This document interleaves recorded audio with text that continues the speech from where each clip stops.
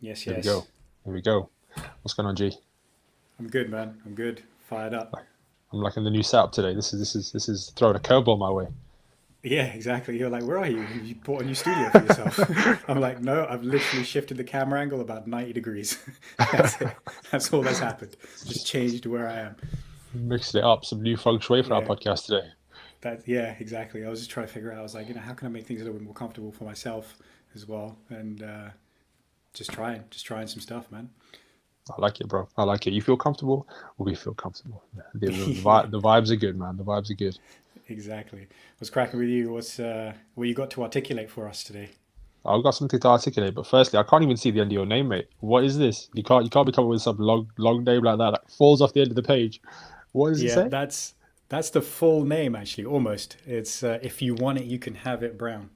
Ah, okay, That's okay. what it is. Just plop Yeah. some ellipses on the end. If you want it, you can Yep. have it. And Exactly. I'm gonna ask you. I know you asked me already, but mine will be. We'll segue into mine after. I want to get into this, please. I want to get into this. Tell me, Yeah. what does that name mean? Why you chose it? Yeah, man. If you want it, you can have it. It is as simple as that. It's whatever you want, you can go. You have to. If you want it, you can have it. You just got to hustle for it. So shout out to Sam again from last week. She was making waves with her podcast appearance. Like everybody she knows, people coming out of the woodworks and sending her messages all over the shop and giving her phone calls and asking her about her secret and was like super inspired by what she had done. But there was also a sizable number of people who were like not disbelieving of her Mm, success and what it actually took for her to achieve what she's achieved. Which is for anybody who hasn't listened yet, I would strongly recommend going back and listening to episode 32 because her journey and her story is just super inspiring. Somebody who's been in a lot of pain, was overweight for a long time, and finally got to a stage was like sick of it. Umar intervened at exactly the right moment in her life and took her to the next place. And she got out of all the different pain symptoms she was in and has lost 20 kilos of weight. And this is all since January as well. It's like this is recent history. So the thing is like this is how quickly things can change for you for the better. And when you put your mind to something and you put your effort in and you make it non-negotiable and you keep going and you end up getting to in her case, her dream body and a much higher quality of life. mm, And she's getting a ton of messages and a ton of phone calls and stuff. And she even mentioned it in the podcast as well last week. Is like so many people were so shocked and surprised by her transformation that they even said, "Yeah, you didn't do that without taking any drugs." And which is insane. It's like, okay, if she was an elite athlete who yeah. was like just inches away from her maximal potential and just needed to get there, it's like, yeah, you could probably say, yeah, that person might have taken some drugs to get that 1-2% better, which makes that insane difference in their, say, their performance and their physique. Mm, But when you're somebody like Sam and who's just a regular person who's got no history, no grounding in really having a good, strong program and a good lifestyle to be physically healthy, there's so much on the table to take away and to work at that you can achieve so much by just starting to do the simple right things. You mhm. don't have to go down that route of taking any kind of peds for for a 50-year-old mum of three. Yeah, sure, that sounds like exactly what someone like that would do, right? It's like it's insane. And then so people are like, what's your secret, what's your secret, what's your secret? And she keeps saying the same thing over and over and over again, which is, I eat healthy and I train. It was Mhm. like, nah, that can't be it. It's like, no, that is it. I eat healthy and I train. I've made it my lifestyle. I stop eating shit. I eat well, and I train. And no one wants to believe it. And that is something that I've seen happen before, and it just got to a point where I was like, I feel like I have to talk about it. Is if you want it, you can have it. You like stop.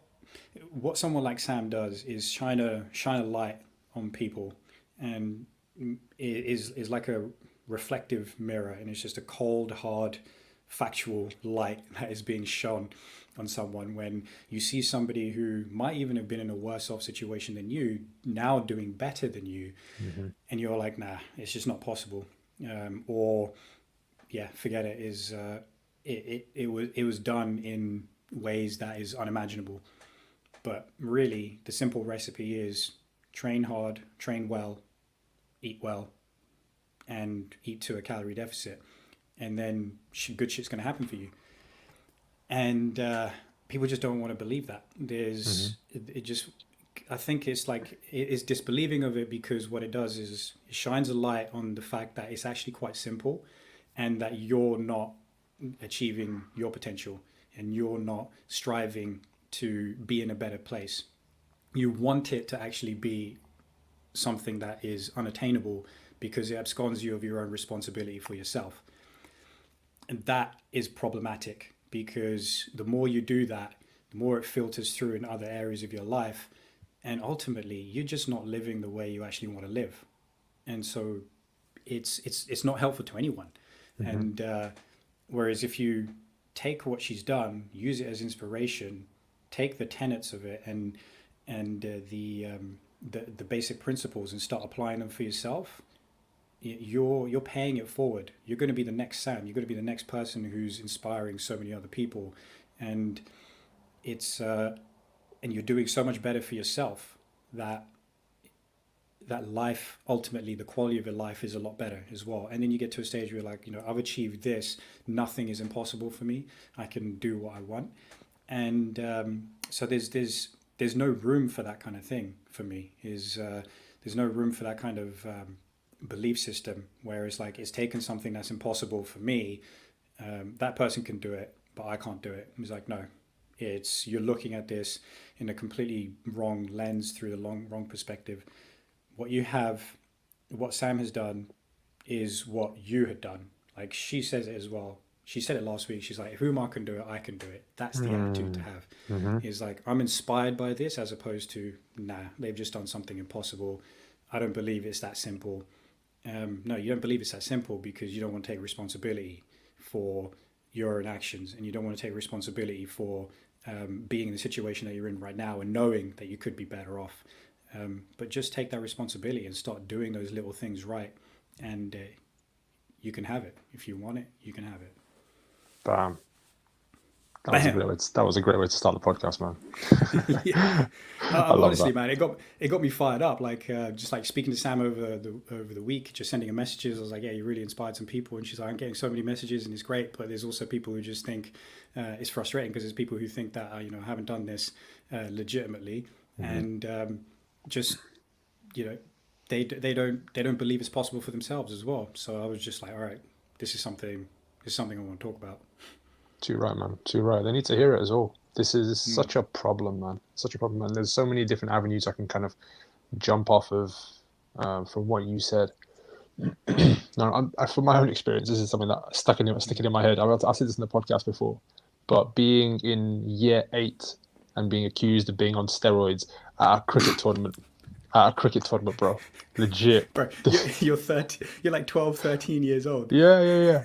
Right. And that it's just jogged in my mind. What I wanted to say first is, can you imagine that? Oh Imagine God. that I'm playing with other kids my age. Some of them obviously older than me, because I'm born in November, and then the year is structured the way the year is structured, right?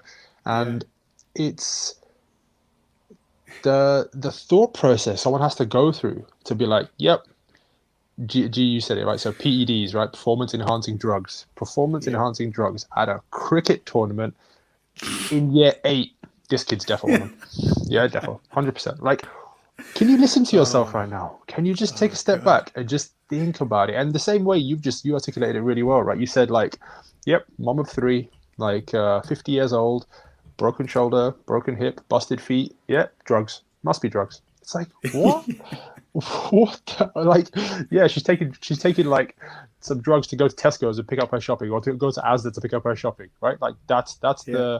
the thought process you're going through right now, and it just sparked in my head the spectrum, right? So like, this is actually reality. This is actually what she did, and this is where you're at.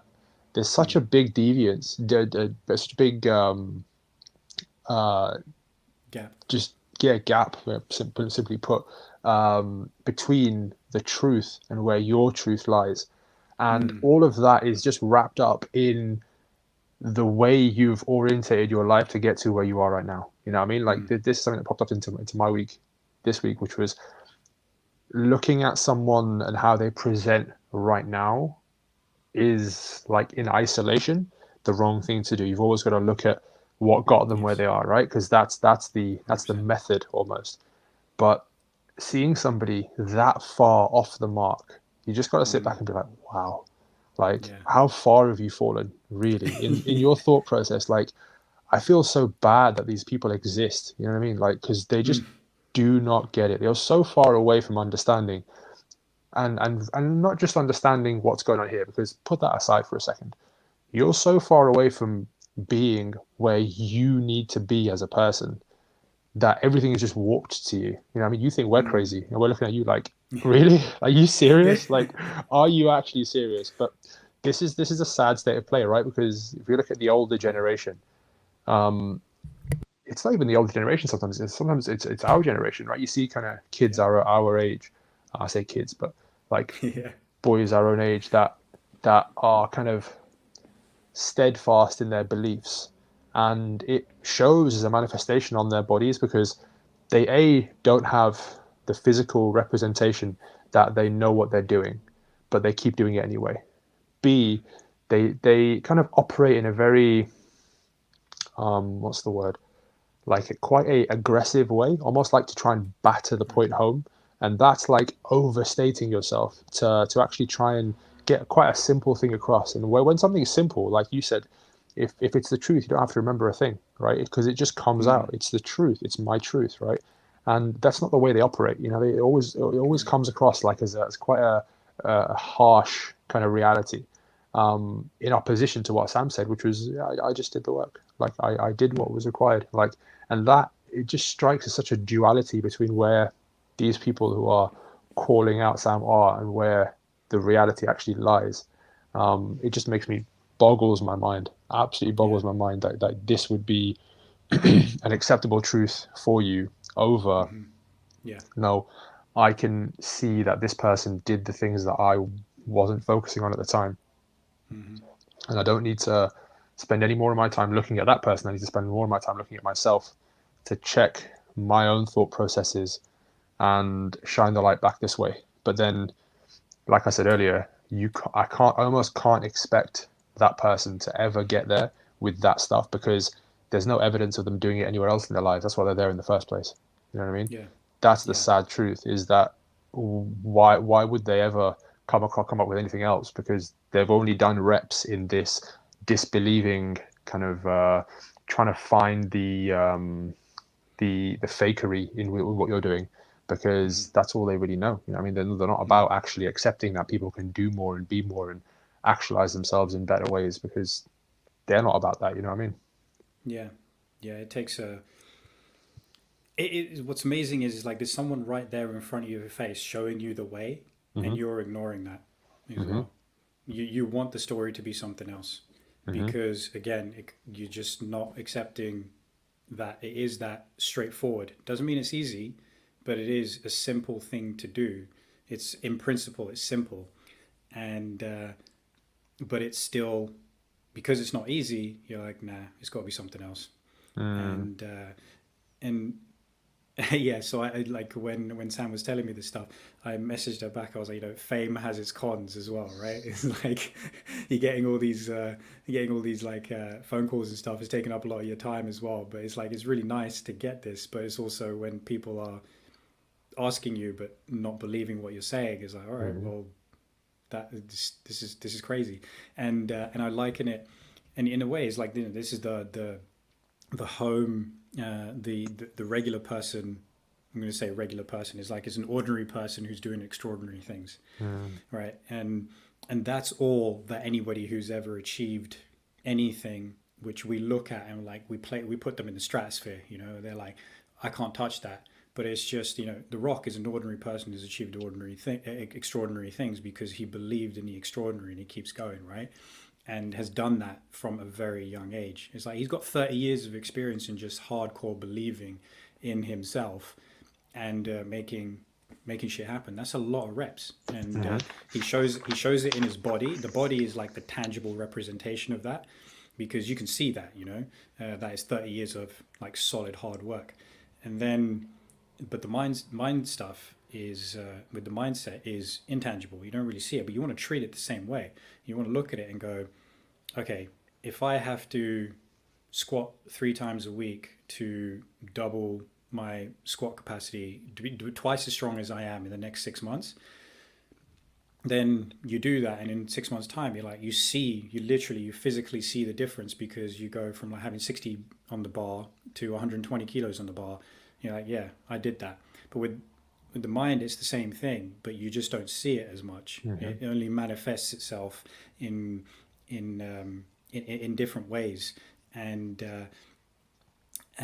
like it's you got to do the same thing for the mindset as well. And I don't even know how I ended up moving on to this part, but it was just essentially the point being that here's somebody who's showing you the way.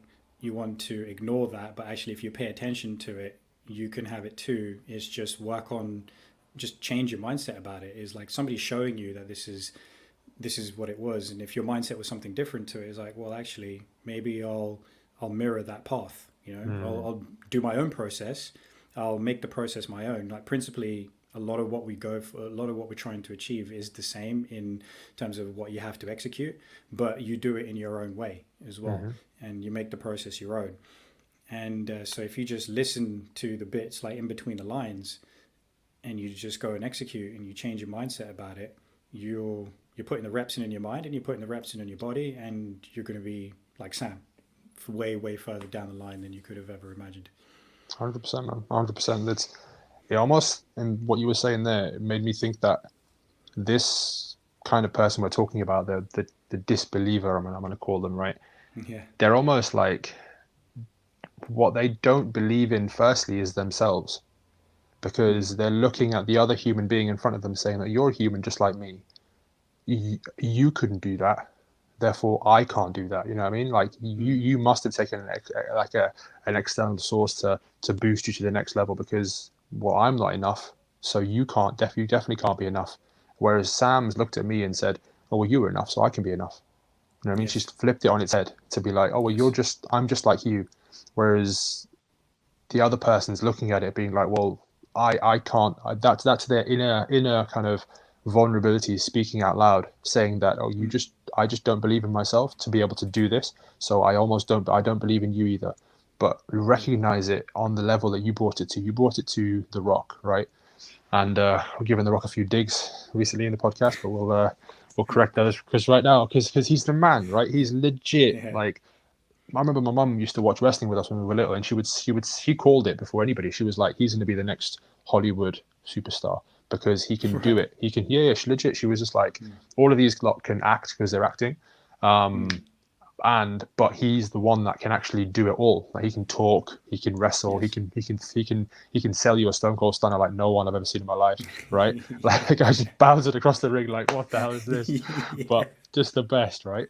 And that in The Rock doing that is, and not just The Rock, but every other human being through life, not just human being, but every other animal through life, or just organism that's progressed humankind, is the answer. That human was enough to move us forward. Therefore, you can be enough to move us forward. Full stop. You know what I mean? That's it. That's the answer right Yeah. there. Like, this person, if your deduction was correct, then everybody would need enhancement. Everybody would need access to these things that this person's taken to move them forward in some way, whether it be like a mental drug, or whether that be friggin' a steroid of something or whatever. By your deduction, we aren't enough. Therefore, we all need more, right?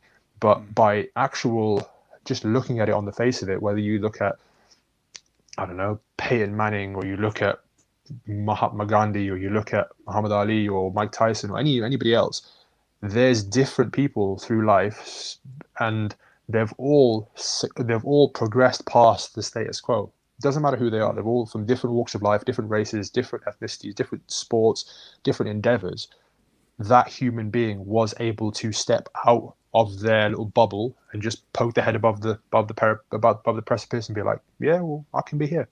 What about the rest of Mm. you? And we're all looking at it like, oh shit, maybe I can do that too. You know what I mean? Yeah. And that is how we move forward as humankind, right? Otherwise, we'll just be Mm. sat in caves banging trees together rather than banging rocks together Yeah. and be like, oh shit, this guy made fire. Like, what? That's the guy, Yeah. right? Like, let's all follow him, right? And all like Yeah. for her, we don't even know who did it, right? Um, that's it. That's it, right? I mean, that's if you look at what they're actually surmising, right? It's that we aren't good enough. It's like, Mm. no, everything proves the opposite. Like the fact that I'm Yeah. sat here talking to a screen that was made by Yeah. some dude or some lady somewhere, and speaking to myself, but all of a sudden you're Yeah. hearing it, right? The evidence is Yeah. everywhere around us, right?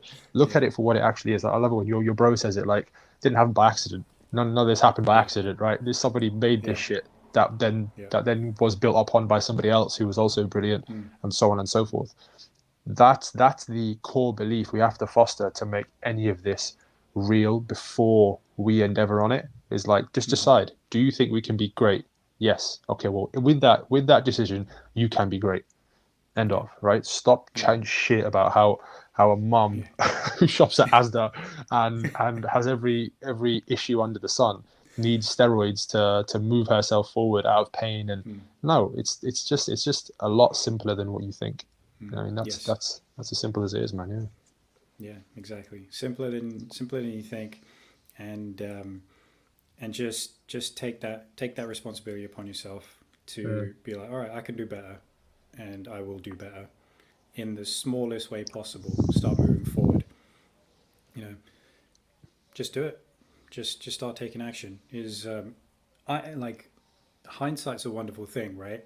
And like one thing I never really understood whenever I excelled at something was how it happened. But the more knowledge I've picked up, the more I understand about mindset and the more I understand about processes and stuff like that, I can look back and be like, oh, every time something that's gone well, these are the things that I've executed. These are the things that I've done. Didn't know what the hell was happening then. But the problem with me was it was like none of it was ever consistent in the sense that Mm. when I did well, it was fine. But when I needed to do well again in a deliberate way, I didn't know what I needed to execute and I didn't know how to do it. Let me give the concrete example of that instead of it being so abstract. Is when I knew I wanted to get into the fitness industry, the fact that it was such a driving factor for me. I was very passionate about that, and I really wanted to make that happen. I did I did everything in my power to make that happen. So and I just didn't give up on the outcome basically. Then and it was just that kind of led me through is just knowing that I'm going to get there. I want to be there and I'm going to make this happen. And I just haphazardly made my way through and I got there. But then when it's been like, okay, let's just pick a course or something like that. I'm on a course. It's going to take 3 months to execute. I'm going to study like this, and this. I need to study these things. And interestingly, the same principles that got me to getting into the fitness industry, I wasn't applying them to, say, learning this course and learning the details of this course so I could excel further in this line of thinking in my work. And I didn't know. I didn't know what it was. I would screw that up, and because I didn't have the framework to understand how to execute, and all that's all that is about is just starting. Is like Mm. just starting somewhere, and having the idea, having the decision to be like, I know I want to achieve this, and then just starting somewhere, and but me being the kind of person I am is like I've looked back and I've gone, oh, these were the processes that I followed to execute, so that I succeeded in these things. This is where I fell down when I didn't succeed in things, and recognizing what that whole system is now, recognizing what the process is, and having learned about that system as well, having it articulated through other things that I've learned, and then gone, oh yeah, this is I did exactly that I'd fulfill these habits whenever I did something well, and I didn't fulfill those habits when I didn't do anything well. And but all that goes to say is, even without knowing what the process is, if you just make a decision and you start acting on it, you're going to Mm-hmm. be better off. You're Mm-hmm. going to get somewhere. And then people like me and you who understand that process, hire people like me and you so that we can get guidance through that process. So it's not as haphazard as it was for me, Mm-hmm. and it's not as all over the shop as it could be, and which will increase the chances of you maybe falling off of your desire to achieve this thing.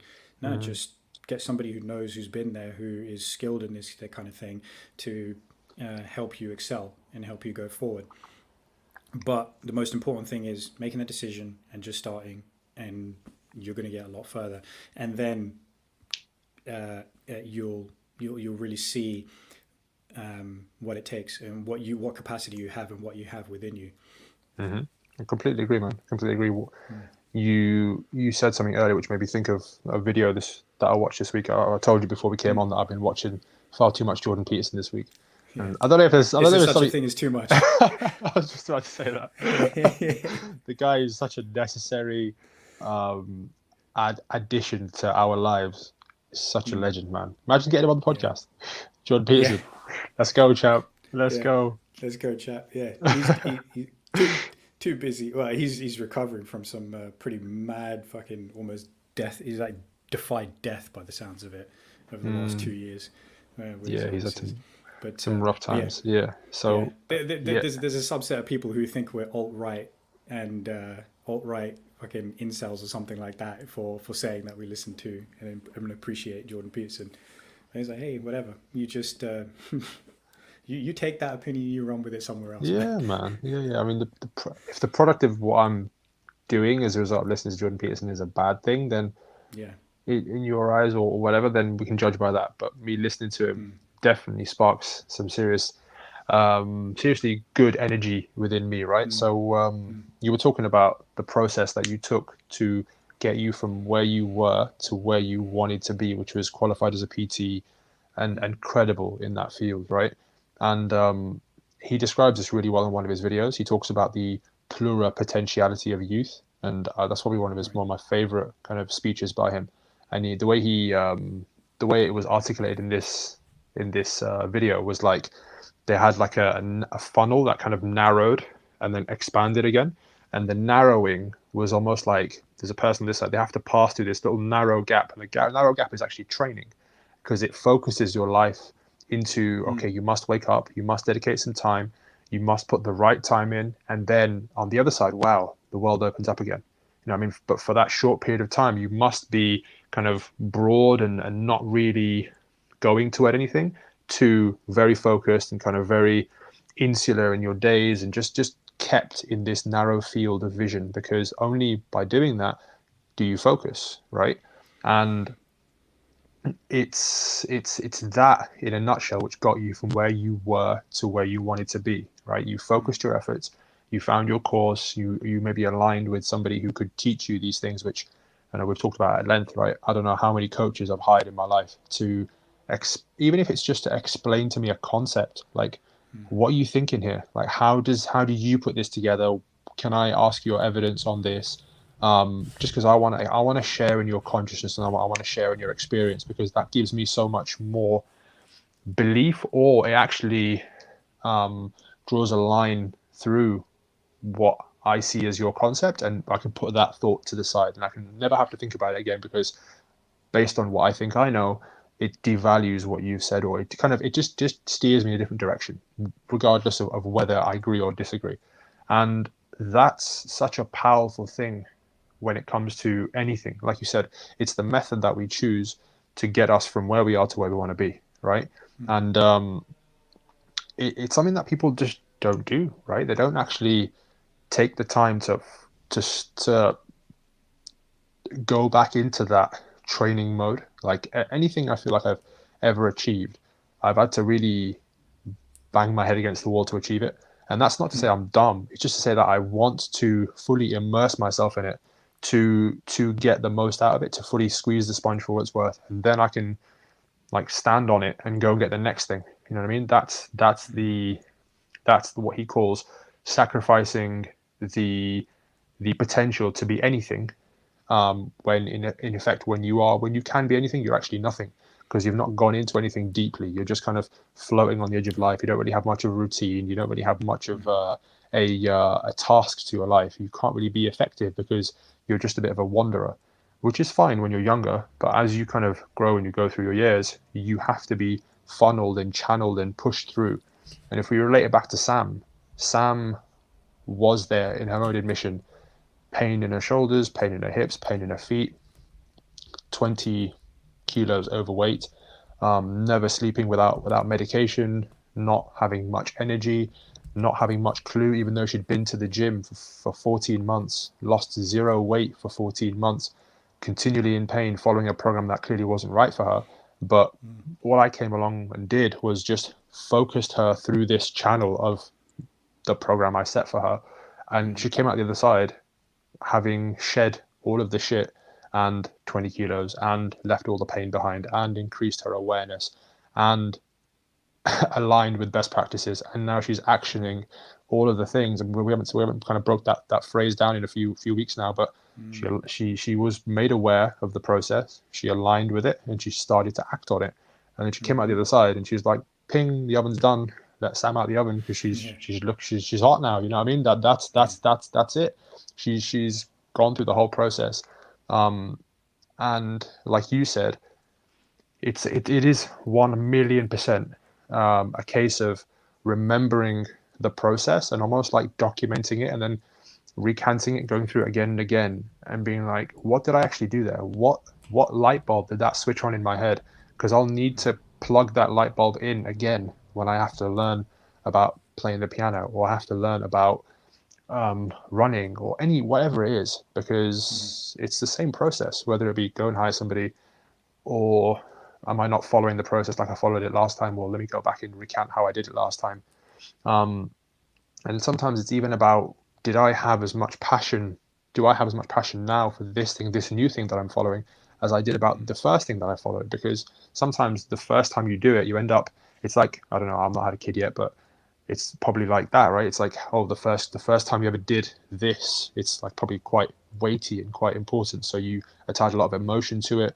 There's a mental drain that comes along with that, and that might not be present the second time you go through something. So just having that awareness can help you traverse the next time you ever do or apply this method. But like you said, got to go back and look at how you did it before to know how you can go forward and do it again. And if you don't, if you've never been through it, you definitely got to go find someone who's been through it. You know what I mean? It's like Hercules. I want to be a hero. So what do? I got to find Philoctetes. I got to be made to a hero, right? He's the maker of heroes. Let me go find him and let him make me the right way. And that's it, man. That's the process. Bang. Go get him. Exactly. Go Yeah. get your own version of Phil.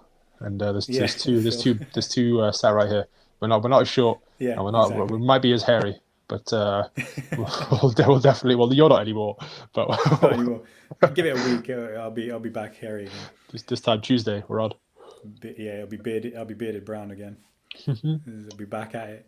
But yeah, 100%, man. It's look, at the end of the day, look, I still surround myself with people who know more about what I'm doing, know more about the stuff that I'm trying to know more about. Like you know more about strength training and training for muscle mass and gain, um, than I do. Like you can program for that better, um, and in a more efficient way than I have the capacity to at the moment. And so this is this is why this relationship is excellent. I get a lot out of being surrounded by people like you, and then yeah, and then like you said it earlier as well. You're hiring coaches all the time. You're working with coaches, people who have been in the game long enough. You're taking their thought processes on, and digesting it, putting it through your own filter, and being like, yeah, I can use that or I can discard that.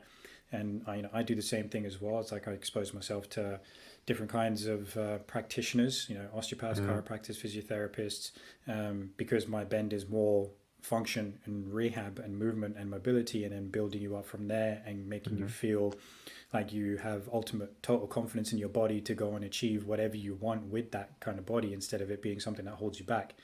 And strength coaches and all these different kinds of people, and also like mindset people who are better at that than I am, because it takes that change or that cultivation of a mindset to really achieve what you want to achieve. It's not just about it is the biggest thing. It's the biggest influencer. It's like if you believe you can or you can't, you're right.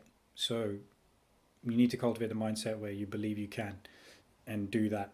And so I take things from people who are better than me at that. You just have to. So don't be ignorant and don't be arrogant at the same Mm. time, where you're like, I don't know what I'm doing, but I'm not going to seek any help for it. Mm.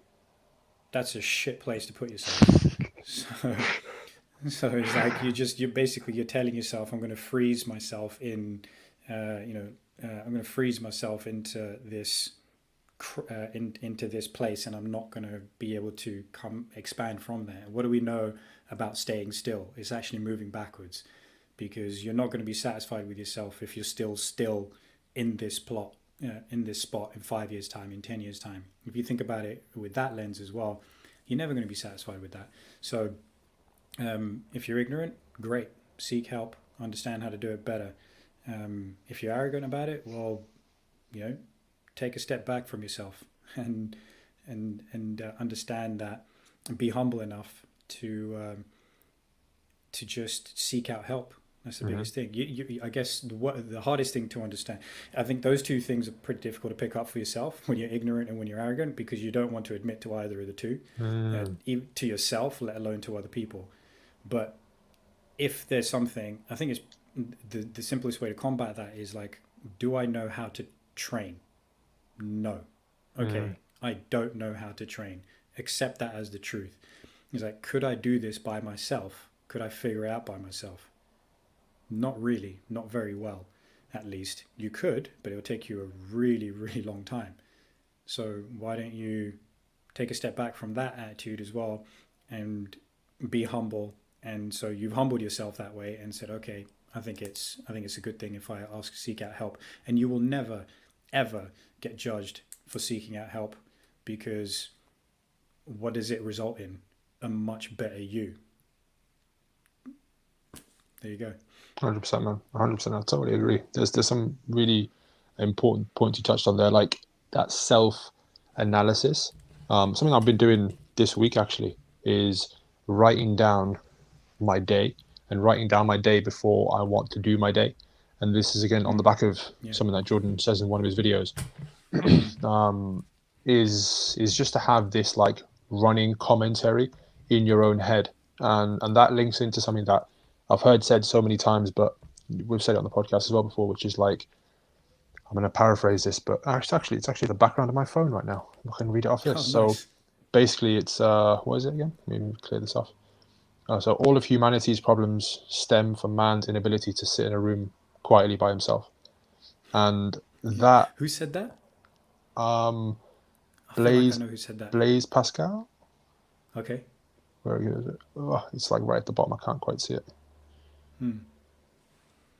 That's cool. Yeah, yeah, Yeah, that's a Blaise good one. Pascal. I think Hmm. that's well, maybe it's somebody else, but I don't know. Um, Hmm. and what I take that to mean is not it's the physical. Okay, so you look at it physically, right? Like I'm sitting in a room by myself, but obviously it's not that. It's like Yeah. what's that going to get done, right? Like you, Yeah. you go I'll there for a just sit second, here. and Yeah. you're like the penguins in Madagascar. You're like, well, this sucks. Like this is just shit. Like that's not it. Okay, cool. Let's get on a different Yeah. hype now. Like this guy Yeah. was a lot cleverer than just to say go sit in a room by yourself. Like Hmm. anyway, so my interpretation of that, whether it's right or wrong, or whether it's what he meant, I hope it's what he meant, is can you actually cultivate in your own mind peace and quiet, because the room is your mind, right? The room is your mind. Can you sit by yourself and actually use this space to think through the life that you're living right now? Like, that's the problem with what he's saying is humanity right now, is that Mm. we can't stop and sit in our own heads and think about whether we're conducting ourselves or being conducted by ourselves. You know what I mean? Mm. That's a big problem. And like, if I think about how I conduct myself right here in this podcast, legit, when you talk, I have to sit with my hands on my knees and I look at you Mm. and I just listen to every word you have to say. Otherwise, I'm fidgeting with this, I'm fidgeting with that, and half the words you've said have gone straight over my head. So Yeah. it's such a ineffective way of being if I'm not aware of myself and I'm not in my own head enough to stop and think that I should be stopping so I can actually hear. You know what I mean? Mm. That might sound a bit bizarre, but for me to get the most out of me, I need to be super present when you Mm. talk or when anybody talks so that I don't miss the opportunity to fully bring myself out. Or if I, Mm. because then I'm going to say something after you've said something and I don't want to miss the mark because then that's wasting Mm. the viewer's time, that's wasting the listener's time, it's wasting my time and your time, right? And it's ineffective. It's not going to move Yeah. us forward at all. So if I want to play a role, which I do because we're on this podcast and we're doing this shit, right? Yeah. I've got to be in my head to a point for myself right now, which is to that level where I need to be this aware of myself because I know if I don't, then I'll start fidgeting and I'll start missing shit and I'll start distracting myself. Like, oh, right now, let's have my phone over because I put it the wrong way up. Because when it flashes, I'll be Yeah. like, oh, what's that? Little Yeah. things like that. I think that is the root of what you were talking about, which was if you can, if you can be self-effacing, like, am I actually good at this thing? Like, let's Mm. take the realm that we both spend a lot of time in. Like, if you lifted weights for 6 weeks, or if you lifted weight for 10 weeks, 12 weeks by yourself, and not much changed, you should seek help. Like, you should Mm. seek, like, it's the same thing, right? It's like if I tried to bake a cake and 12 weeks later I didn't have a cake, I'd go find a book. You know what I mean? I'd go find a book. I'd go find a YouTube video, right? It's just Go that speak to simple. Sam and Shad. Go Yeah. speak to Mr. Prempis. There we go. Love it. The segue. Yeah. Yeah, go speak to the boys that make cakes. All right, the Yeah. damn good cakes. Um, and, Exactly. and by the end of it, you'll probably have more of an idea of how to make a cake. Right? Yeah. Just be aware of the fact that it's it's not innate to you. Like, I don't know whether that's an arrogance thing or whether that's like you said, a lack of awareness thing. But the quicker you could get there, the less wasted time we have in the interim of your life. Mm-hmm. Like you said it. You said it. I think we said it when we were on call together, or we said it last week. That there was that song which basically said you're expiring every day you're living. You're basically getting one day closer to Oh being yeah. gone. Remember that? Yeah. Oh, What it's was that? I think it was probably the Fight Club quote. This is your life, and it's ending 1 minute at a time. There you go. Yeah. Yeah. So in saying that, like that gives me the heebie-jeebies, man. I'm just like, oh shit, I need to learn some shit real quick because there's a I want lot. to get up and just do Yeah. stuff, do shit. Just just gonna just start rapping act right here. just act busy right now, Yeah. because if it doesn't make you feel insecure, then you aren't in a place where you've stopped to think of all the things that you're actually not great at, which is fine, Mm. because we're not all of us are not great at some stuff. But if Mm. it's something that matters to you to the point where you're spending hours and hours and hours of your week, of your month, of your year, of your life doing it, then probably seek some advice, because it moves you away from this from this not narcissism, but from this state of mind where you think it's harder than it needs to be. You start Mm-hmm. then that's what feeds into you being in such a disbeliever when someone goes ahead and does it. So, oh shit, how could you Mm. do it? I've been spending my life trying to do this. I couldn't figure it out. You Yeah. definitely can't figure it out. It's like, no, she just went to the person that figured it out, or Yeah. we went to the person who went to the other people that figured it out, and then so on Yeah. and so on and so on and so on. Right? There was Yeah. like, that's it. That's the cascade, and you can either ride that wave or you can be ridden on by that wave. And those people are getting ridden Mm. on by Sam real hard. So take it, take Yeah. it. Tell you're a believer, be a disbeliever. Get taken on by all of Sam's glory. Yes.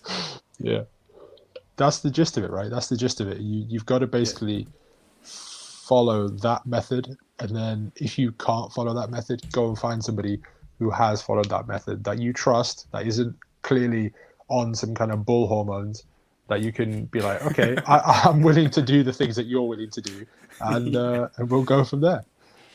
Yep, that's it. There's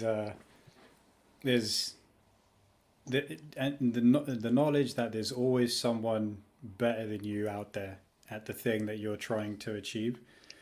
It's like, people, even some of the best in the world as well. The people who are the best in the world are getting coaching. Mm, Let's not delude ourselves to that. I mean, very very rarely do you see people who are achieving things in that, the stratosphere, as a whole, where we put people up on a pedestal, achieving, and they're achieving things without having a coach by their side, to help them out. I mean, like, again, my boy Roger Federer, in the tennis realm, he's one of those, again, phenomenons where for like part of the most successful period in his career, where he was just winning slam after slam after slam, he actually didn't have a coach. Like, no one who was actually there to show him show him anything that he needed to do differently. But he's also a freak of nature in the sense that he's the ultimate professional, and he's not going to renege on any hard work as well. So he'd keep working, but then got to a stage where he's like, I need to actually, as someone even as good as he is, mm-hmm. was like, I still need to adapt. And he's 38 years old. He's Which is, it's unheard of for a tennis player really to be playing for that long. And he's probably a better player than he was in his prime. Technically, he's a better player. So, and he's achieved that, with coaching as well. So people who he's like, I trust you to help me be a better player. And Mm-hmm. also, he's the greatest of all time, arguably, whichever metric you want to measure that by. Yet he's humble enough to be like, I need people who will show me a better way. So 100%. don't be somebody who's don't get in your own way. That's so true, man. And I think you said something there, which I want to segue off of. Like you said, Mm. there's always somebody better than you out there, and Mm-hmm. what I want to say to that is, you might not even be better than you at the thing. For instance, like if I want to be a tennis player, I don't need to go and hire another tennis player. Maybe I need to go and look at somebody who Mm. does mental coaching, because that's Yes. the area of my game that I always end up banging my racket on the floor and throwing it into the crowd. But I can actually throw an ace down the line that no one can return. That's my thing. But there's always so many different elements to whatever we're trying to do, especially when it comes to, well, anything, whether it be I'm making a computer program, I'm making a I'm making a game for myself as a tennis player. Mm. I need to look at all the different variables at play, whether it be understand my own biomechanics. Okay, well, you need somebody who does video analysis and actually looks at this, or not necessarily, and again, not necessarily somebody that does that stuff, but somebody that can offer a perspective on that you can go in and maybe it's like a session, maybe it's like a half an hour, maybe it's a 2 minute chat, and the person says the thing you need to hear, and you can be off to the races. No, I'll see you later, bye. I Mm. don't need this anymore. But I need that initial injection of your thought process for me to like just spark into life my own natural ability in that way. And sometimes it turns into more. Like I've coached people for 4 or 5 years, and some people I've coached for a session. It's like, okay, cool. Right. This is all you need. This is all you'd like.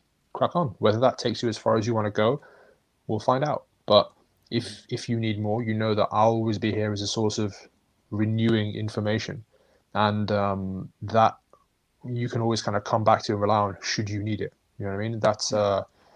That's just a constant. You just go to them for whether you need a full overhaul, whether you need, well, like in Sam's position, she didn't have anywhere to go, right? Like she went to Mm. the doctors, she went to the surgeons, she went to the physios, and I'm proud to say that there's a personal trainer could help her. You know, what I mean, a personal trainer could get her Mm. to a place where you could look at all of the variables that play into this, like her sleep, like her breathing patterns, like her knowledge and her awareness. That is I think our gift as PTs, that we can just bisect all the lines and not be confined to one medium of practice, which sometimes is a crutch in itself. That if you're no shit on any other profession, like if I'm a chiropractor, I'll sometimes look to this modality to fix people. Cool, but then sometimes it's like that people need a soft word or like a bit of a motivation or something, and that could be part of your practice, but on the face of it, it might not be. So this is where I've always come. I always come back to this: being a PT first, and then seeing as a result of being a PT all the avenues that are asked of you as a trainer to then go away and look into or align yourself, like Emily said when she was on the podcast, align yourself with different people who do these things so you don't have to fully in depth do those things. I completely agree with that as well, because I won't have time right now doing the ventures I'm doing to go and study at chiropractic college and become a chiropractor. But I can actually outsource to Nick Daniel and be like, yeah, go and see him. He knows what he's doing. Or go and outsource to G Sandu, because he knows his techniques on NQT, or he knows his techniques on he studied immaculate dissection. He can really look at the body in this detailed way, which I have not had the time to. But like you said, if it comes to strength and conditioning, if it comes to sports specificity or whatever, well then I've studied this person, that person, whatever, and we can help you in that realm. So there's there's so many avenues that we can go down rather than being what's the word, man? Cynicism? Being having such a cynicistic Yeah, view. cynical. Cynic, there we go. Thanks, Cynical. man. Teamwork. Yeah. Pow. There we Pow pow. go. Yeah, that's the word I meant. I got to sneak a little line in here quickly before I pass the mic back. I was following this girl on Instagram, and she said this line within her big paragraph of writing, and the line really stuck into my mind. It was that pain is the fuel of revolution. And I feel like it's right to say this right now, is that pain that Sam was feeling was just kind of festering inside her to then springboard her, and actually that's been her driving force through this whole process. Like the reason why Sam's not gone back, because she remembers that pain, the pain of, like she joked about it last week, but I've been there where you've been called fat or you've been called whatever, and you know it's a problem, right? That pain, and then the pain of joints, and the pain of being out of breath, and the pain of friggin' heck, this should fit me, but it don't fit me, or the pain of sitting in a car and being like, holy shit, I just about fit. Like that pain is the pain of the journey. You know what I mean? You use that commodity stays with you like a tank that don't ever go down, because you remember that shit because it's so hard ingrained. That moves you forward towards where you want to go. You know what I mean? And that's what sparked her revolution and actually fed her through her revolution to where she is now. So you've got to figure out your own pain points, and well, if that is a thing for you, to help you through yours. Yeah. Who said that? Pain is the Do you fuel know of what? revolution. I can't actually. No, she wrote it herself. Yeah. That's As her in, yeah. line. But I Who don't was know her it? name on Instagram. I'll No try and worries. find it after. Maybe Yeah. we Cool. can give a shout out to that little Yeah. segment or whatever. Yeah. It's Yeah. hundred interesting. percent. Yeah. Look, man, it's uh, in terms of our behavior as human beings, we will do more to move away from pain than we will to seek out um, pleasure. So we will do more to get out of our hell than we will to uh, seek out our heaven. Um, it's just the way we are. It's just the way that we're wired. Mm-hmm. I can't remember the experiments that were done, but I'm trying to remember it. But essentially, what would happen is someone will take more value. Crap, I can't remember. Yeah, but it's just basically there's more Do value you? Mm. somebody has. It was something. There was like a dollar transaction as well, but it was basically there was more value placed on getting out of pain than there was in getting to somewhere pleasurable. So everybody has a pain point, and you just for you as an individual, if like you've got something in the back of your mind and you know that you need to change it, but it just stays at the back of your mind. You're not actually taking the steps to correct that thing. But and it's also, you don't want to bring it to the forefront as well, because pain is painful. You don't want to experience pain, so you're shielding yourself and you're guarding yourself from it. But pain is the fuel of revolution. If you can bring it to the forefront of your mind and realize, you know what, if I keep going this way, I'm going to end up way further away from where I actually want to be. So, but when you bring that pain to the forefront, you realize I can use this to change. Because that's also the other thing that I would say to add to that line is like, the fuel of revolution. Yeah, so it's pain is basically a signal to change. Mm. In the physical body, everybody's terrified of pain, and it feels awful, and it makes us super stressed out, and that's completely normal. But what it ultimately is a signal to change. Is like, something's not going well, something's not going right in you, and let's change that. Let's change that up, and also believe in your capacity to change that pain as well, because whatever got your body, given the biological marvel that it is, it has the capacity to restore restore health. So you just take the right steps and you can get yourself out of pain. So use it, use that fuel. Don't It's like, try not to be afraid to let it come to the forefront of your mind, um, and let it happen, and then just realize that there's actually a lot of good stuff, a lot of beautiful things that can come from using that pain to fuel you forward. Love that, bro. Love that. Mm, Because it's a suppression, right?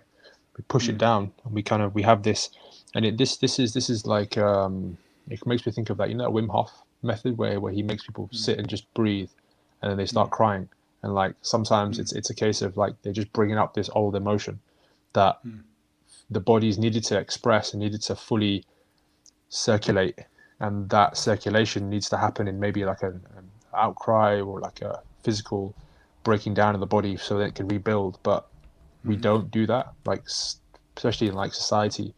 We think, okay, men shouldn't cry, or like we shouldn't have this kind of mm, ultra aggressive kind of rage that comes out, and that's in all of us. I mean, you can't look at an animal and mm. not see rage.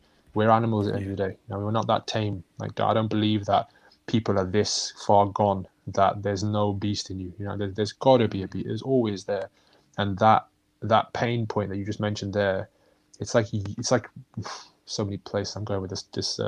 I'm just hanging on this one because take it's it, it's man. it's wicked, man. But We'll go um, in all those directions. yeah, it's like Rocky, right?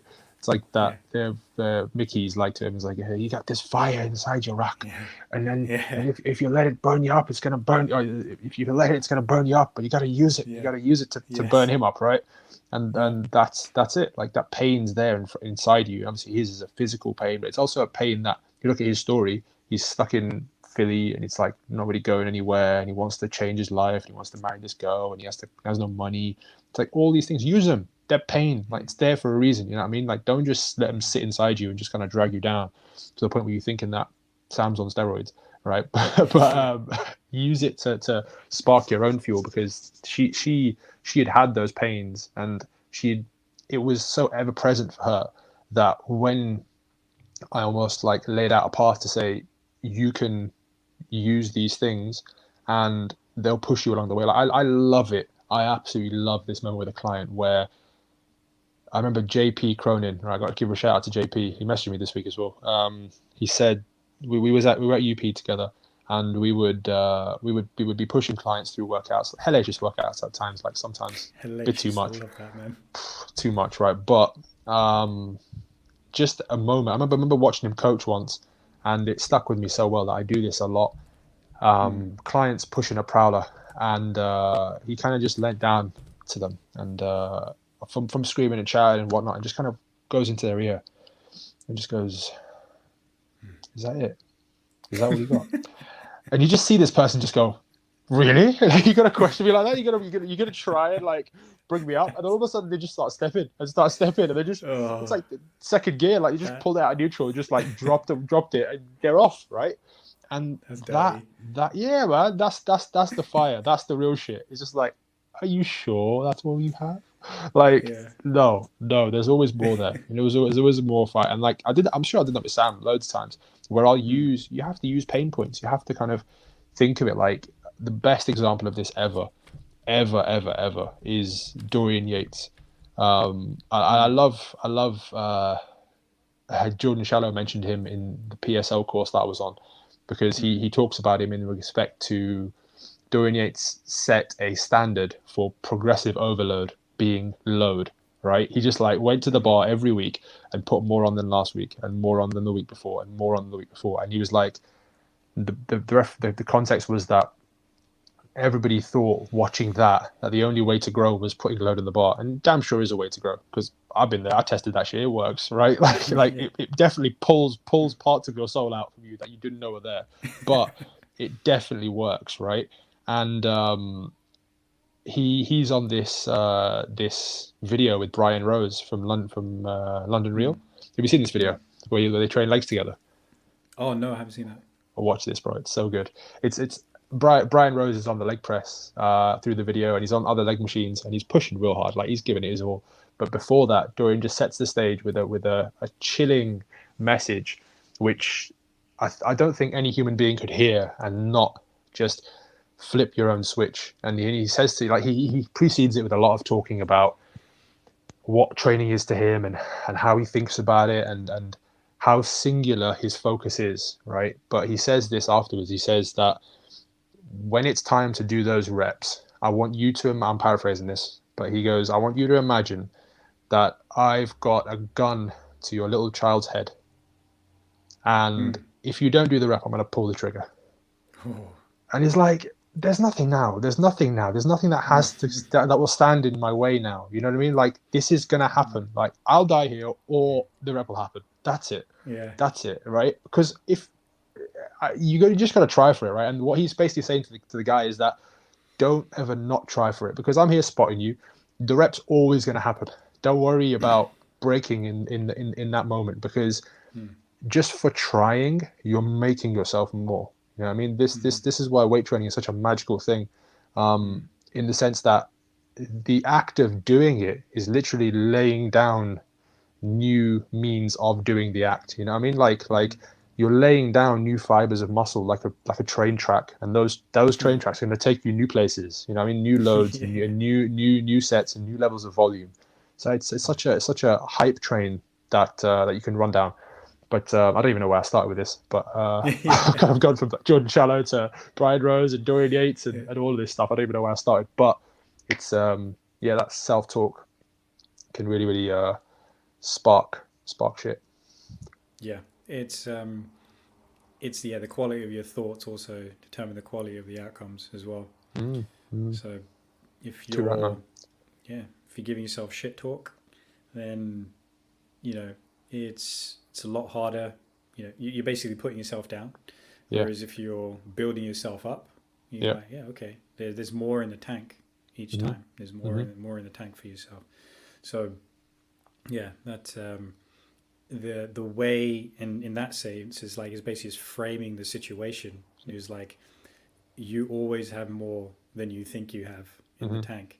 I'm just making you see it in a way which shows you that you have more in the tank. I'm saying I'm going to pull the trigger on this kid here, on your kid, if you Mm-hmm. don't do this rep, and it just makes you realize, oh fuck, yeah, okay, I have more in the tank. I can do this. Um, yeah, that's it. Is kind of taking that and and and running with that, and also it's like you don't have to have that kind of mindset like straight off the bat. It's something you cultivate, right? Because I can say that from experience, where and in teaching it to other people as well. Whereas like an exercise starts to get really hard, you start to feel the burn, and you feel like you want to give up. On the moment that the burn is is setting on, but I just go to myself, nah, don't worry about it. I convince myself that it's not going to get any worse, right? Mm-hmm. So I'm just like, it's not going to get any worse. It's going to just last longer. He's like, it's not going to get any worse. It's just going to last longer. It's not going to get any worse. It's just going to last longer. So got 10 reps to do maybe, and on the seventh rep, it starts to like really burn, and it's like, I really want to stop now. I'm like, Mm-hmm. don't worry, it's not going to get any worse. Just keep going. I'll do it again. I'm like, okay. And I've just done one more than I normally would have done. And I'm like, it's not going to get any worse. Do it again. And do another one. And I'm like, say it's push ups or something. I'm just like, just pushing myself away from the floor, just about managing to make it happen. I was like, okay, that's another one that I wouldn't have done otherwise. And again, and then I might fail on that rep, but that's fine because I've come 2.5 reps further than I would have done. Mm, And uh, and the and it's not just about the physical endeavor there as well. It's also you've shown yourself what you're actually capable of, and that is a huge lesson to take away from the training session. Is like, okay, I can do that. I've been there, and I can do that, and I can do it again, yeah. and it makes dealing with discomfort a lot more comfortable. And I can Mm, do that, and you've given yourself confidence. yeah, 100%, man, 100%. And just in having that thought, and we always go to the training, but what you've just said there, you can last a little bit longer. You can. It's not going to get any worse. It's just going to get longer. Like those those affirmations, which was going to be my name today. Remember, I was going to be Yeah, Affirmation yeah, Brown, but popped this way in somehow. Those affirmations, they don't have to be in the heat at the moment either. They can also just be sat in your car, knowing that you have to go to the gym later, and you're like, oh, I don't want to go. Well, maybe I'm a bit mm, tired.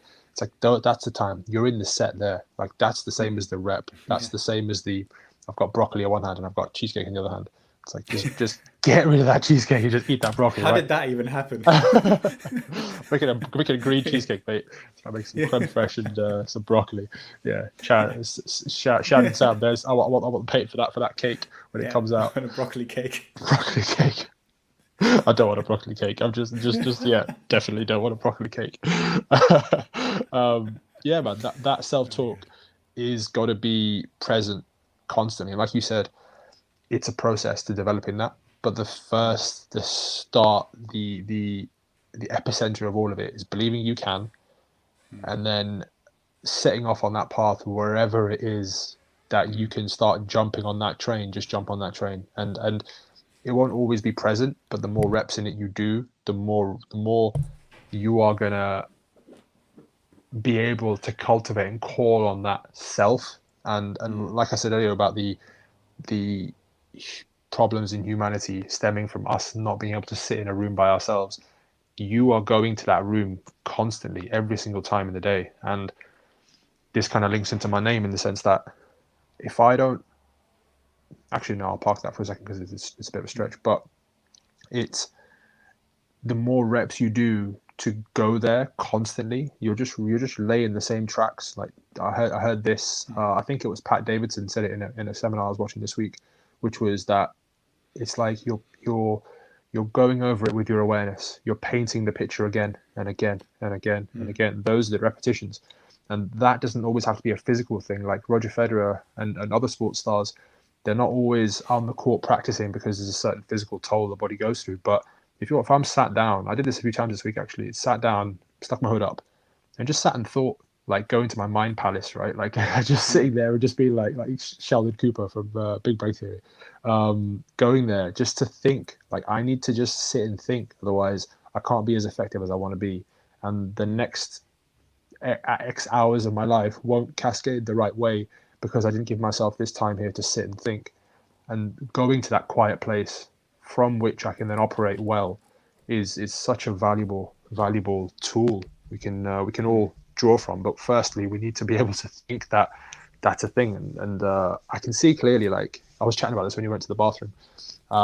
Yeah. What was I supposed to mention that? Oh, you're frozen. I've just realised. Is Oh yeah, it? you're back. You're back now. You're back now. Oh, yeah. I was chatting about this just well then, and basically thinking about people in your life that it's obvious that they don't ever what's the word? They don't ever take advantage of this thing that we're talking about right now. They don't actually Mm, believe in themselves being able to solve themselves by being self-effacing, if that makes sense. mm, Like being able mm, to go into your own head. Like there'll be examples of these people in your life, in my life, definitely is, and people that are listening to this in your life. Like use them as a a means of awareness. Like, Mm. look at that person, and it's not in a bad way, but just in a understanding way. Like, is this person gonna get to move forward based upon their current means of travel?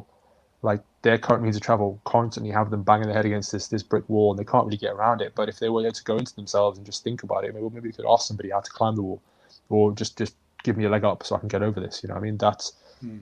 making that, using the world around you to connect these dots. It's really super necessary. Some might say Super, super necessary. super necessary. Super Saiyan necessary is what it is right there. Oh, Oh yeah, goddamn. the That's violet pop t-shirt, right there. the violet Yeah, t-shirt. violence. Violence. Love So it. I love it. what's Articulate Brown about? What's the name about today, man? Articulate Brown is about me going on this like understanding trip about myself, which is that when I can properly formulate my thoughts and either write them down or speak them, I feel so much more in control of myself. And Yes. when I can't, I feel like I feel like a child that's crying and no one knows why. You know what I mean? Yeah, Like, okay. that's the thought that just kind of popped into my head. Like, imagine just being a baby, being like, "Oh, I'm crying, I'm angry. I've already got one means of communicating, but you Yeah. got just don't get it." It's like, okay, well, that kid don't understand is that we don't understand him. You know what I mean? So if Mm. I can bring some awareness to how I'm conducting myself and how I'm actually allowing myself to to to convey my message, that's going to give me so much more time where I'm moving forward rather than I'm just stagnant. You know, what I mean, Mm. that's a thing that I thought on this week, and it's simple as sometimes just thinking about what you want to say. Mm-hmm. Like, just as simple as that. Like, am I using the right words? Am I speaking too Yes. quickly? Which I definitely do. Mm. Am I am I am I am I adept in my vocabulary enough Mm. to insert the right word here and take the wrong word away, because that'll have connotations in this context which might detract from my message. You know, I mean, little Mm. things like this that have to go through your mind before you make a statement, because it all matters. You know, I mean, like Shallow said it in week one, like, your words matter. Which I that was one of the key take homes for me from the whole course. Was Yeah. just that, think on how you say things, because people, that instance, like we talk about all the time, right? That Eckhart Tolle thing, that instance is all we have. So if we can Mm. articulate well in that moment, well, then the possibilities are endless. But if we lose it in that one bit, well, then you're fucked, right? Not good. Yeah. Exactly, Yeah, man. yeah. Yeah, I'm big on learning how to articulate your thoughts and feelings as best as you possibly can, because when you have that skill, when you have that ability to communicate like that, you're transcending your own experience. I think it's it's yeah, it's more real. It's just you're not caught up in it prevents confusion. You're not caught up in a ton of confusion as well, because what's fascinating is you can be thinking a million things and you think you understand something or you think you know yourself, and then you sit down and you start to actually write about it or have a conversation about it, and you're like, oh wait, what I thought I knew I don't actually understand. And even about yourself or about whatever topic it is that you want to understand more of, it it it just reveals to you what you genuinely know about yourself and about the things you want to know about and what you don't, and Mm-hmm. where your holes are and stuff. And with like books I've been reading, shout out to Juju Kablam from episode 11, is like we're interested in a lot of the same um, like research and neuroscience and movement stuff, and so we just decided, all right, let's just get together once a week or once every couple of weeks and talk about what we've been reading recently. And we're reading the same books essentially. We've just got a list, and it's like, yeah, that's on my list too. So we're just like, fuck it, we're just going to pick a book, read it, and talk about it. And I was struggling with something in the book that I was reading, Live Wired, and this is about the inside story of the ever changing brain. And there was like something in there. I was like, dude, does it make what the author has said, does it make sense? And I was trying to figure it out, and then we basically talked about it. She said something, and I was like, bam, that makes it make a lot more sense to me. And then I was able to articulate it and be like, okay, yeah, that's it. I've got it Mm. now. So in my head, I was like, I'm struggling. I feel like, I'm not sure about this. I'm trying to get it out of me. Like when I'm explaining to her, I'm like, I'm trying to explain why it feels a certain way, but I just couldn't really do that properly. And then she says something, and I'm like, oh, that makes a hell of a lot more sense to me now. And I go and then I'm able to articulate what I was thinking and realizing, okay, this is where the holes in what I was thinking were, and actually, yeah, what the author has said here makes a lot more sense to me now, and I'm able to articulate that, and I've made that information a part of me now. Like I Mm. understand it as and I can run with that piece of information now, as opposed to just it being something that I'm regurgitating from a book, and not Mm. fully understanding what it means, because that's a big problem. Is thinking you understand something and then just regurgitating stuff, and realizing that you're actually not making that information your own. You're not sitting with it and being like, oh, what does it actually mean to me?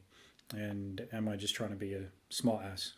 Mm. Is one way. So when you learn to actually articulate those thoughts and for yourself better, you it means you own that piece of information better.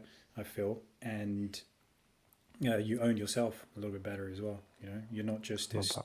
pile of random thoughts. You're actually something that is coherent and can explain yourself if you ever need to. Mm. Yeah, man. Yeah, you just give me the analogy of the vision of like an orchestra.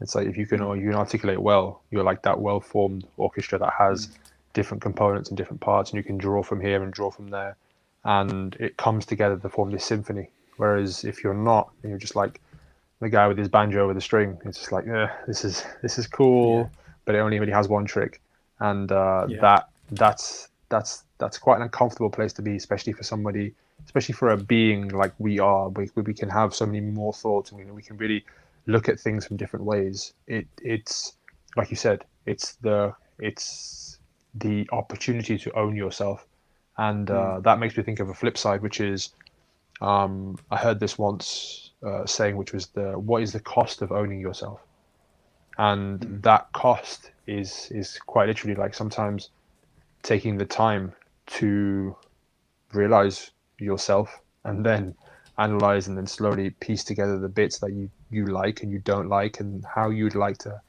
better self actualize. And for me, the cost is that I have to, well, like these podcasts help me a lot to listen back and be mm, like, okay, right, I lost my train of thought there, or I wasn't as present as I should have been there, and I mm, wanted to say this, but I had to settle for less because I couldn't articulate myself as well as I want to. mm, And that's for me, that's the cost because I want to be here in my life. It's not that I can just kind of go through them and just be happy with it always. Like I know that I'm somebody who likes to continually move forward with these things. So yeah, that's the cost of me owning my own life in this run. I need to articulate better. yeah. And it's a price worth paying. Hmm. It's a price worth paying. Oh yeah, totally, man, totally. Because it's Yeah. just fun at the end of it. You just you have evolved, right? You've evolved Mm. to thrive and achieve, to achieve and thrive. Yeah. Yeah, man, Exactly right. it's special. It's That's special. right. That's what this is. What this is about.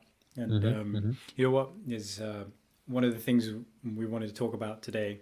I think actually, in funnily enough, in like a roundabout way, a lot of it all relates as well. So we want to make a segment about. I love that. Always ties in. Yeah, it just ties in nicely because essentially what we're talking about today is like a lot of it is the power of change, right?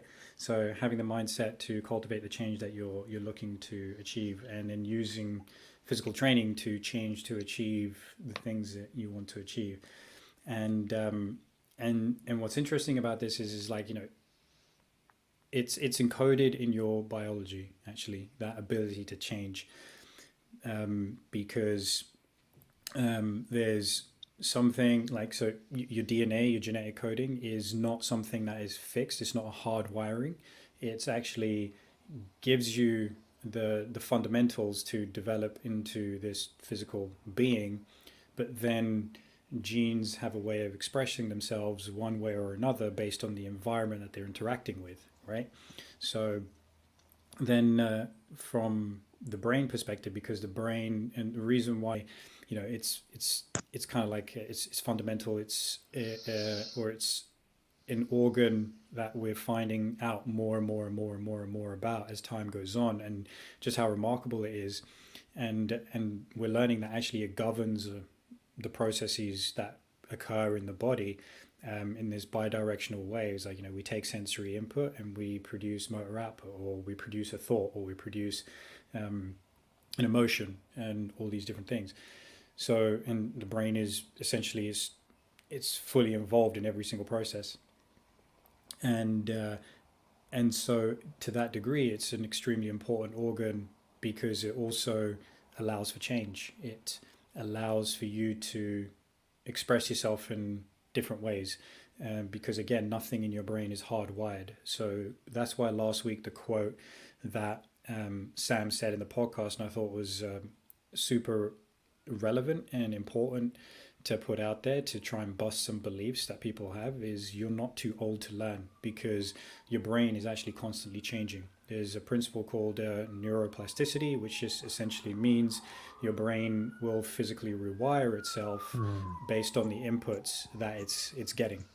So if your inputs are like nothing, like you're getting no stimulation whatsoever, then yeah, as you approach 50, 60, 70, 80 years old, you can kind of expect dementia and Alzheimer's and Parkinson's disease, and all these different kinds of problems that you're experiencing. But if you keep yourself stimulated, then you massively reduce the chances of experiencing ill mental health, ill brain health, ill physical health, ill mental health as well. To add that into that degree, if you're keeping yourself stimulated. And because the fascinating thing is your brain actually physically changes as well. So whatever you dedicate more time to doing, your brain will it will lay down the pathways, lay down the neural pathways for that activity to continue to be more of a thing. And also the real estate in the brain, the way that it's all set up is, that will also change as well. So you will end up having greater areas of your brain dedicated to different to these functions, to these actions that you take on. So so you are wired for change, basically, based on the stimulus that you give yourself and the environment that you find yourself in. It's not meant to actually be fixed. You are meant. The interesting thing is kind of like the it's a really fascinating kind of duality where your brain is essentially a predictive machine. So what it's trying to do is conserve energy by knowing what the environment is, by being able to map the environment, and by being able to turn these actions into habits. Because if you have to think about everything that you do all the time, it's quite energy inefficient. It will take up a lot of your calories, and so what it wants to do is conserve that energy, because it's quite a hungry organ. It will consume about 20% of your energy intake for a given day, which sounds insane, but that's what it does. And so it wants to conserve energy as much as possible, and it wants to turn the environment around you into something predictable. But funny enough, it actually needs novel experiences. It needs more stimulus to function better. But also, having that novel stimulus and having more of these type of experiences does is actually make it a better predictive machine as well. So even though it wants to be safe, you actually need to go into unsafe territory to make yourself ultimately safe again. And it's fascinating, and I love that. I love that as well. It's like this is the physical manifestation of you have to get uncomfortable.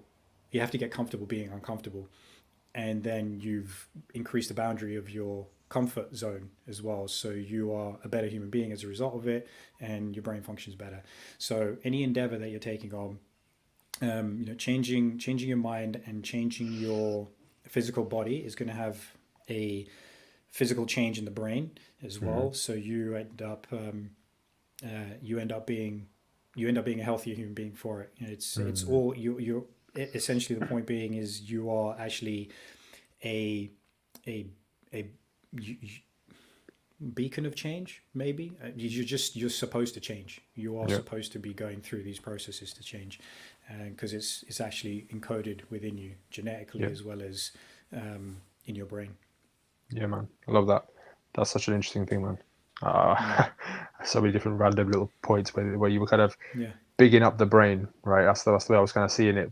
But big it it up the was it brain. was almost like my brain was inside my head being like, "Ooh, getting some compliments over here. Thank you very much, G." Yeah, And you were like, it great. physically changes, like it physically changes. And that Yeah, bit in Liar when he's at the outtakes of Liar when he has that piece of paper and he scrunches it up yeah. and he goes, "It's a goose." A goose.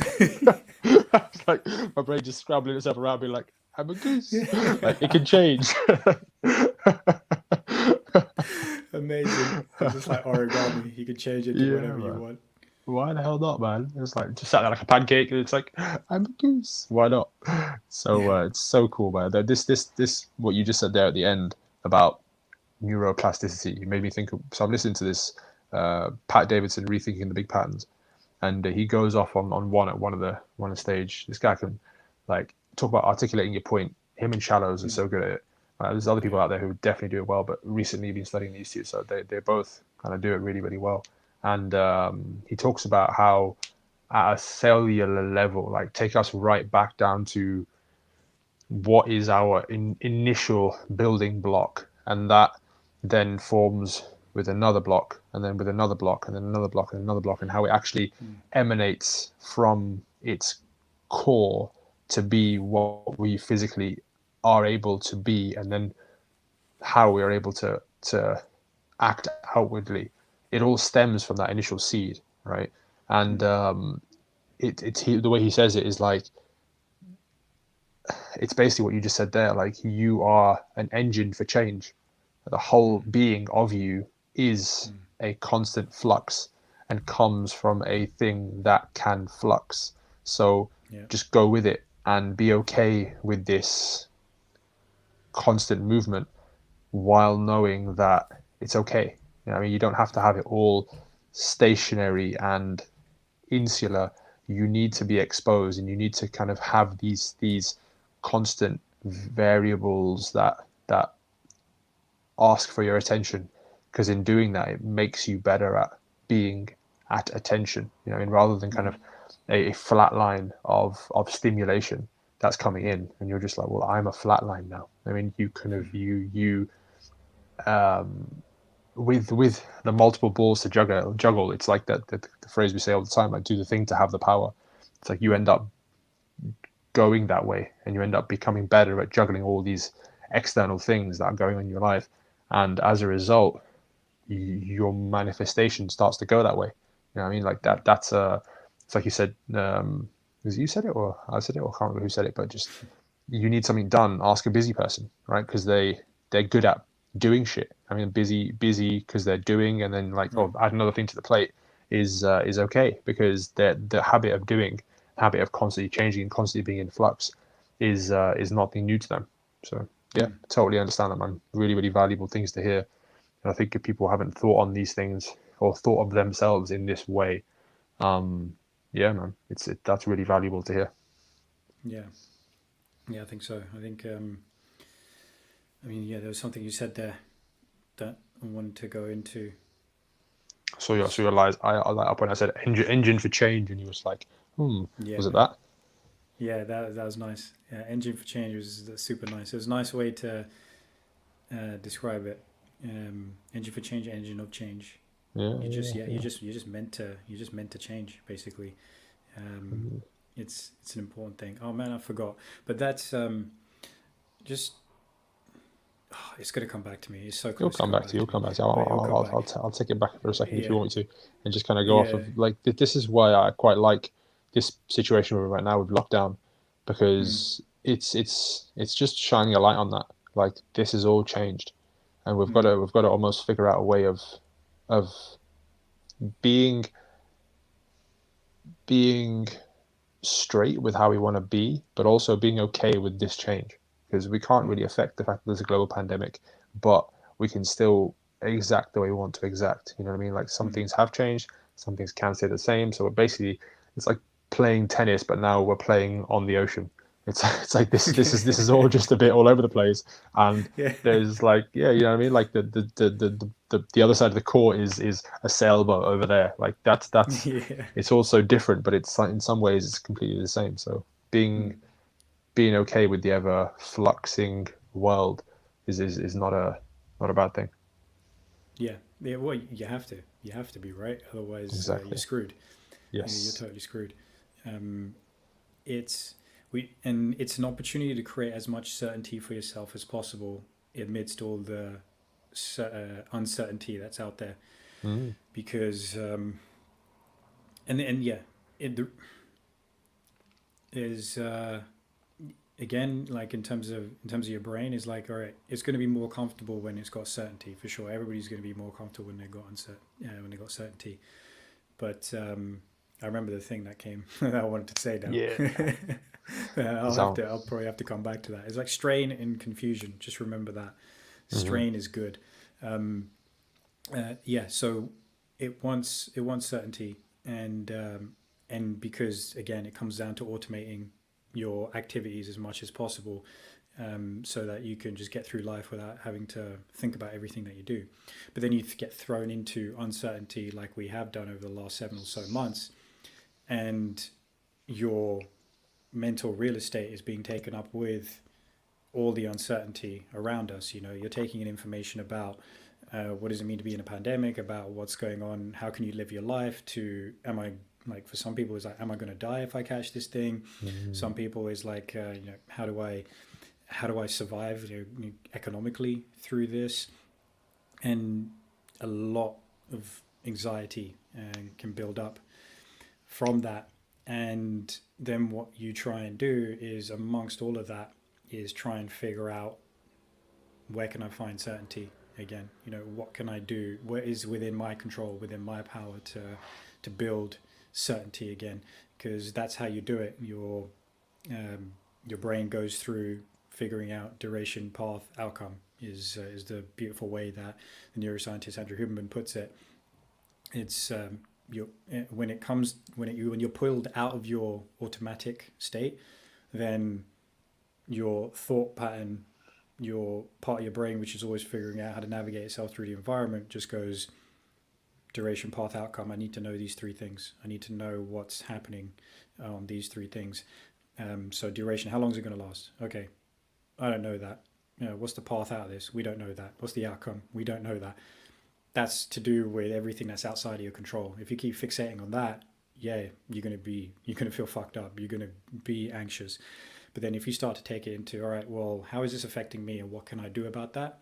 It's like, okay, start figuring out your own path, start figuring out your own outcome, and execute on that, and you will actually be surprised how much you can get out of that. Because if I can do it, basically, I think anybody else can. When everything kicked Hmm. off, I mean, much like many people in this situation, I was like, fuck, I don't know if I'm going to have a business off, with this shit going on.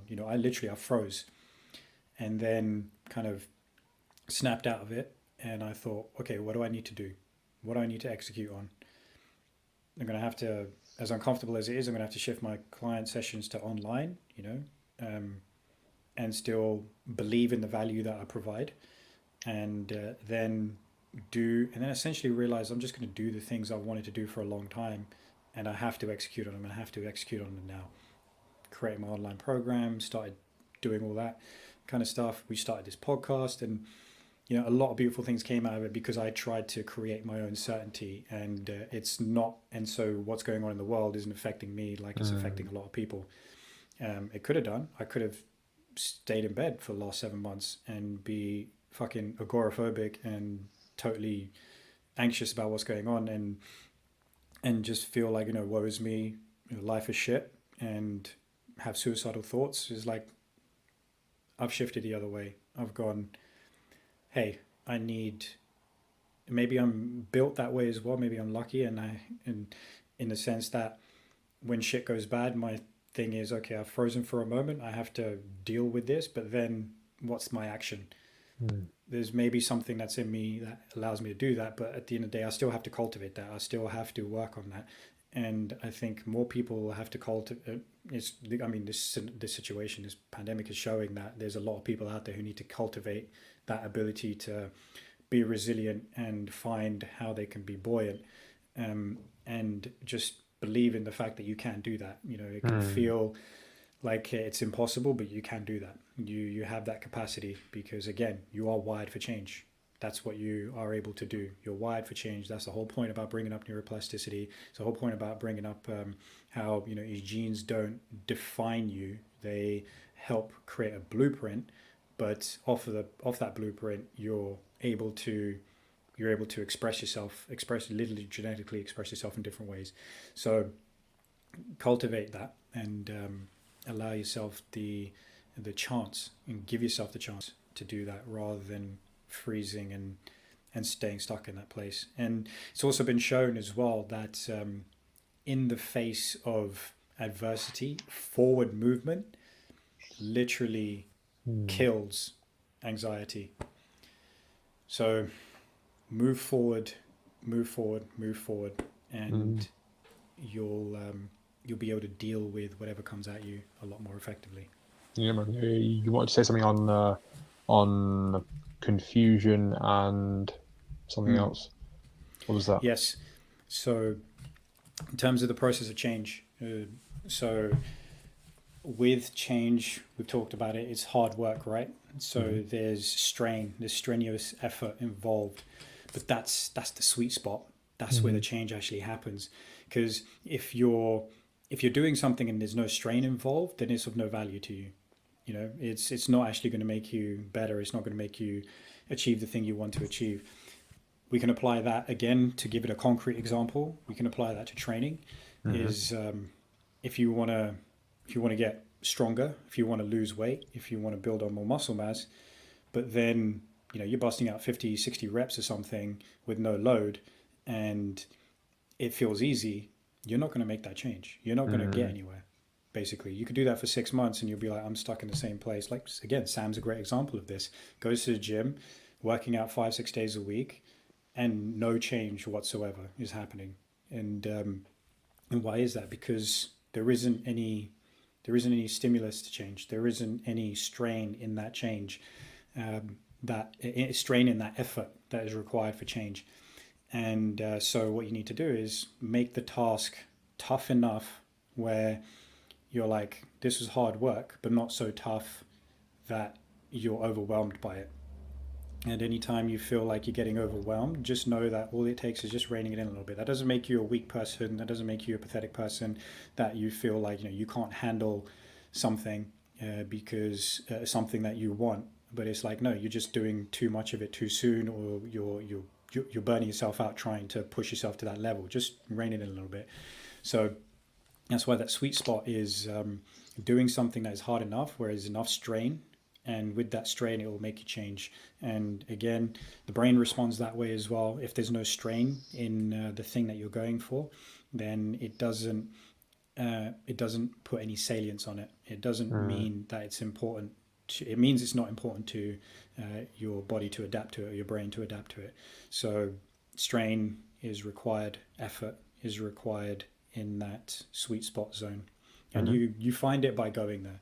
Yeah, 100%, man. 100%. I like that breakdown because it links really well into what I was reading earlier, which was a skill acquisition model by Killian Hamilton, and he sent out this PDF on the Prescript website. I think it was like www.prescript/skill-acquisition or something like that. Yeah.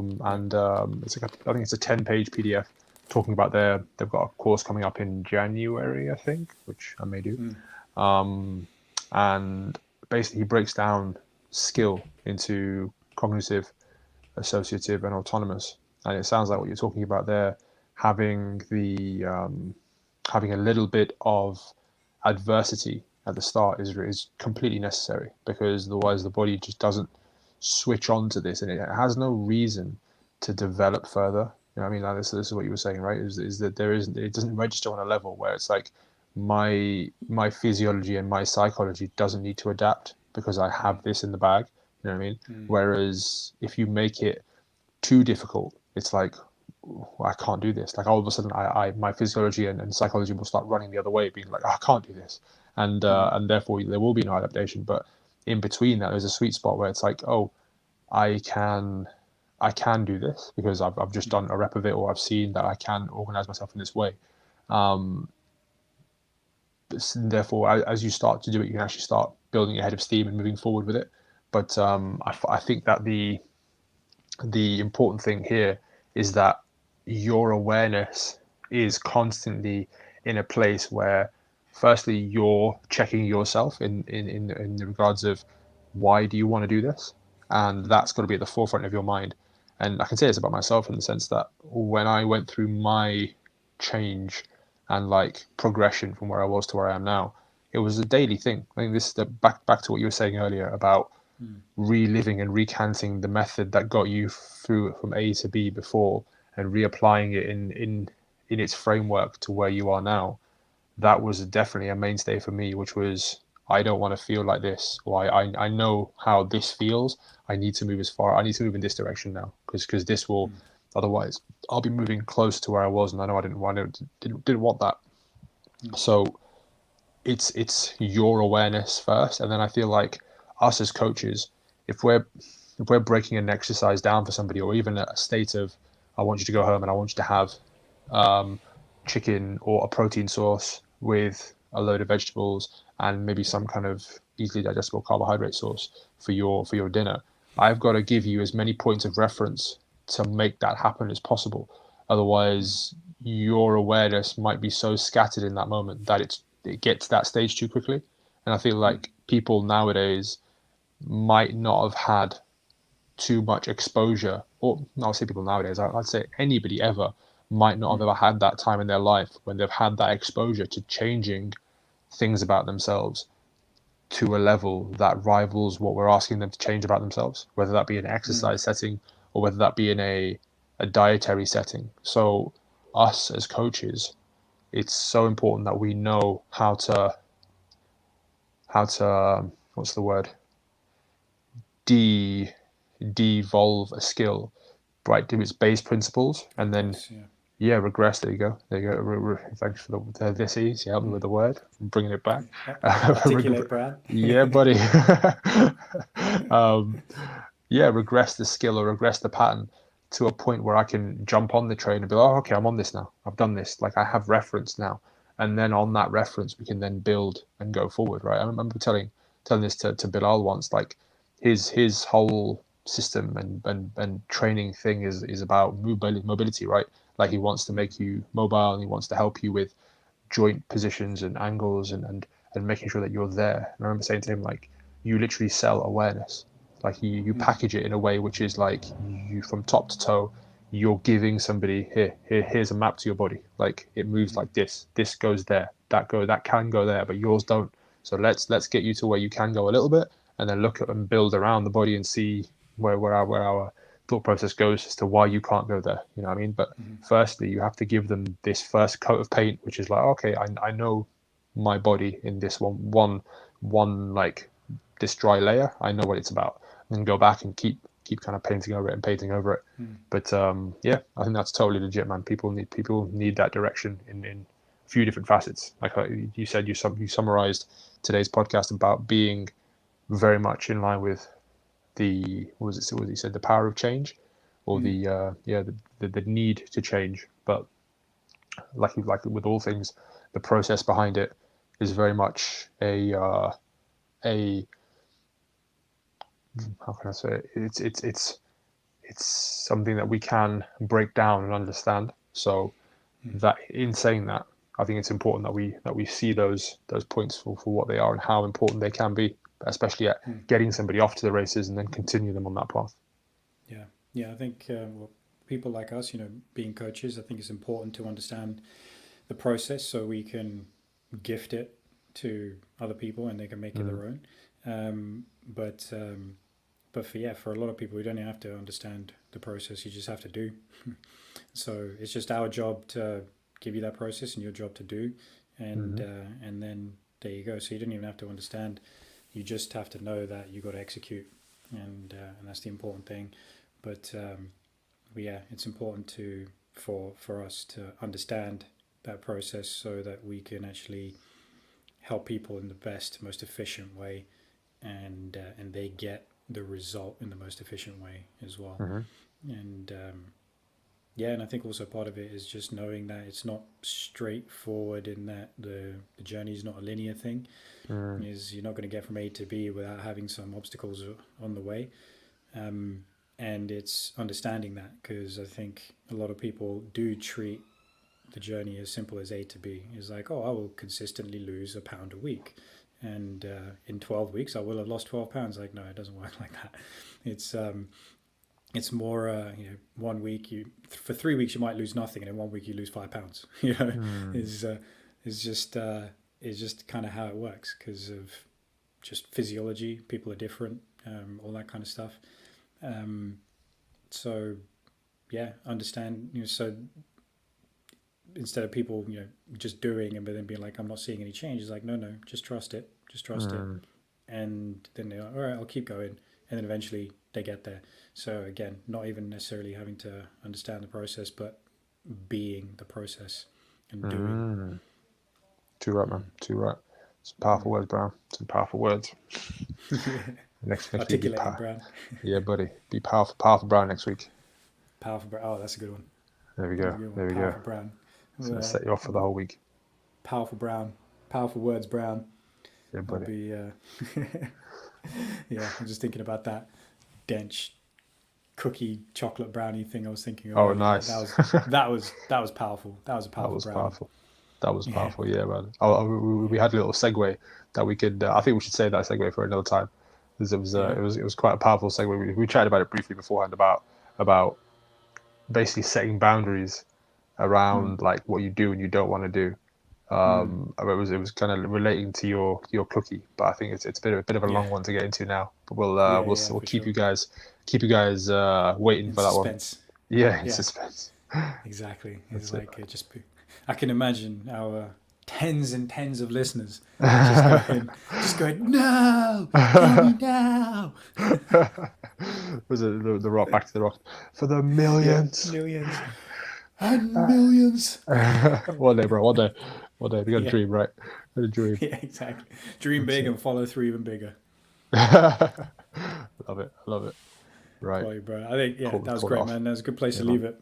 Too right. Yeah. Too right. Ladies and gentlemen, thank you for tuning in. As always, we really appreciate it. We love and appreciate your support.